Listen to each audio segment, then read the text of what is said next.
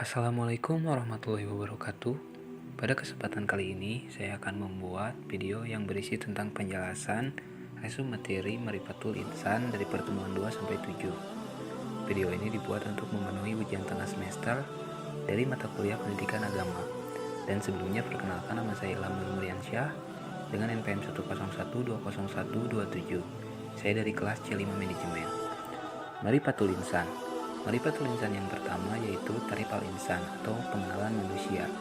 Marifatul Insan yang berarti marifat yaitu mengenal dan insan yaitu manusia. Jadi Ta'rif al-Insan dapat diartikan menjadi mengenali diri sendiri atau mengenal penciptaan manusia oleh Allah Subhanahu wa taala. Asal penciptaan manusia yaitu dari tanah dan ruh. Unsur manusia ada 3. Yang pertama, hati untuk membentuk kemauan atau keputusan yang bersumber dari keyakinan. Kedua, akal, mampu membentuk pengetahuan. Ketiga, jasad, manusia diberi amanah oleh Allah Subhanahu wa taala yang tugasnya untuk beribadah dan kedudukannya sebagai khalifah. Marifatul Insan yang kedua yaitu hakikatul insan atau hakikat manusia. Allah memberikan 5 hakikat kepada manusia. Yang pertama, sebagai makhluk. Manusia diciptakan oleh Allah Subhanahu wa taala dalam kondisi baik fitrahnya. Maksudnya ialah Allah menciptakan manusia dalam kecenderungan pada kebenaran dan patuh kepadanya. Kemudian manusia diciptakan dalam keadaan lemah dalam tekadnya, lemah dalam imannya, lemah dalam fisiknya, dan lemah dalam kesabarannya. Kemudian manusia diciptakan dalam keadaan jahil atau bodoh. Manusia tidak mengetahui kemampuan dirinya sendiri. Lalu manusia itu diciptakan dalam keadaan fakir. Manusia diciptakan oleh Allah Subhanahu wa taala dalam keadaan tidak memiliki apapun kecuali apa yang dianugerahkan kepadanya. Yang kedua, hakikat manusia itu dimuliakan. Manusia dimuliakan dengan ditiupkannya ruh, dengan menjadikan pendengaran, penglihatan, dan juga hati. Lalu manusia diberi keistimewaan berupa wajah yang indah. Diberi akal agar dapat menerima petunjuk untuk berpikir. Kemudian Allah memuliakan manusia dengan ditundukkannya alam berupa bumi untuk memudahkannya dalam memanfaatkan untuk kehidupannya. Kemudian hakikat manusia yang ketiga yaitu dibebani. Seorang manusia dibebani untuk beribadah yaitu taat kepada Allah dengan melaksanakan perintahnya baik berupa perbuatan maupun perkataan. Lalu manusia dibebani sebagai seorang khalifah yaitu manusia dibebani untuk menegakkan hak dan keadilan di muka bumi. Hakikat manusia yang keempat yaitu bebas memilih. Allah telah memberikannya akal untuk membedakan mana yang baik, mana yang buruk, tinggal manusialah yang memilih untuk berada di jalan kebaikan atau jalan kejahatan. Hakikat manusia yang terakhir adalah balasan. Allah akan memberikan balasan dari setiap perbuatan manusia di muka bumi. Allah telah menyiapkan surga bagi manusia yang beriman kepadanya dan Allah pun telah menyiapkan neraka bagi mereka yang tidak beriman kepadanya. Marifatul Insan yang ketiga yaitu taqwatul insan atau potensi manusia. Menurut pandangan Islam, potensi manusia adalah suatu anugerah yang Allah berikan karena Allah menciptakan manusia dalam bentuk yang sangat sempurna dengan kemampuannya. Allah membekali manusia dengan segenap potensi yang ada dalam dirinya. Potensi itu meliputi potensi jasmani, rohani, dan akal.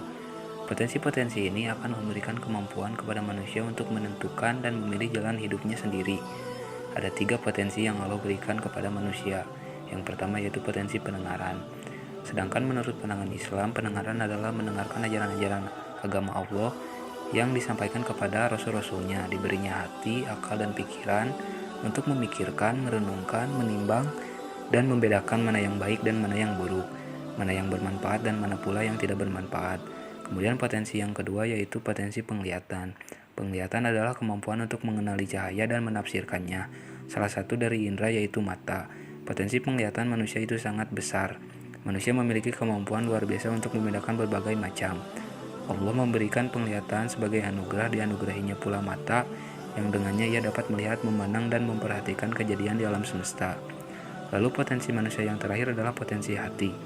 Hati adalah raja yang mengawal semua kegiatan yang berlaku pada roh, nafsu, dan akal. Hati juga yang mengarahkan kelima-limanya panca indera manusia. Dan sama halnya yaitu untuk melakukan kebaikan atau keburukan. Di dalam hadis pun menyebut tentang kepentingan peranan hati dalam menentukan akhlak seseorang. Bahkan Rasulullah SAW menyifatkan bahwa baik atau buruk akhlak seseorang itu tergantung kepada hatinya. Marifatul insan yang keempat yaitu nafsul insan atau jiwa manusia. Nafsul insan mempunyai dua kata, yaitu nafsu dan insan. Nafsu berarti sebuah perasaan atau kekuatan emosional yang besar dalam diri seorang manusia. Sedangkan insan berarti manusia atau diri sendiri. Secara bahasa, kata nafsu berasal dari bahasa Arab.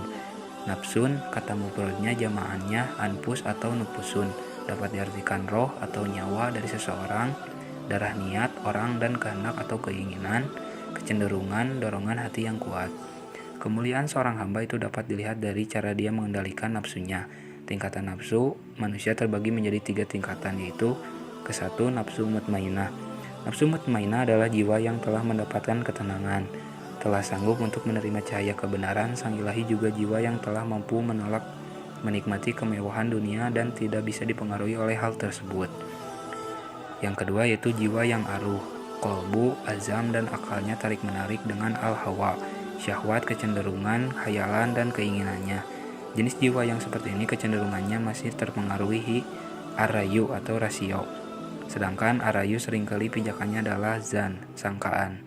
Inilah yang membuat jiwa berada dalam keadaan ragu, memilih iman atau kafir, taat atau maksiat, baik atau buruk. Ketiga, jiwa yang aruh, kolbu, azam, dan akalnya dikendalikan oleh al-hawa atau syahwat, kecenderungan, khayalan, dan keinginannya. Maka jiwa yang seperti ini kecenderungannya adalah kepada asyik syahwat semata. Marifatul insan yang kelima yaitu sifatul insan atau sifat manusia. Manusia terbentuk dari banyak sifat yang membentuknya. Secara umum, sifat manusia terbagi dalam 2 kelompok besar, yaitu sifat kebaikan dan sifat keburukan. Jiwa manusia diberi 2 jalan. Yang pertama yaitu jalan benar atau takwa yang membersihkan jiwa. Menurut Ibnu Qayyim berkata, hakikat takwa adalah menaati Allah atas dasar iman dan ihtisab, baik terhadap perkara yang diperintahkan ataupun perkara yang dilarang. Dapat disimpulkan membersihkan jiwa itu adalah menyucikan jiwa kita dari sifat-sifat akhlak yang buruk atau tercela, seperti kufur, riya, junub, sombong, pemarah, rakus, dan lain-lain. Sifat-sifat manusia yang dikelompokkan ke dalam kelompok orang-orang yang menyucikan jiwa yaitu pertama banyak bersyukur, bersabar, berhati lembut, kasih sayang, suka bertaubat, dan masih banyak lagi. Jalan yang kedua yaitu jalan salah atau fujur yang mengotori jiwa. Menurut para ulama, sedangkan at-tazkiyah atau pengotoran jiwa adalah menenggelamkan jiwa ke dalam dosa dan kemaksiatan. Sungguh merugi orang yang menyembunyikan, merendahkan, dan menghinakan jiwanya dengan kemaksiatan kepada Allah Subhanahu wa Ta'ala.